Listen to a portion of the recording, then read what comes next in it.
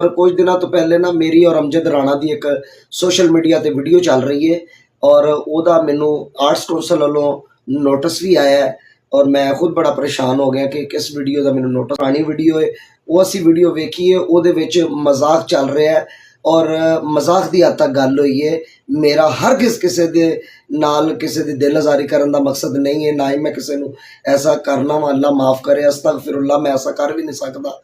और मेरी वजह तो किसी की दिल आजारी हुई है तो मैं माजरत चाहना वा और मैं वादा करना वा कि आइंदा तो बाद कोई ऐसा फिक्रा इस्तेमाल नहीं होएगा।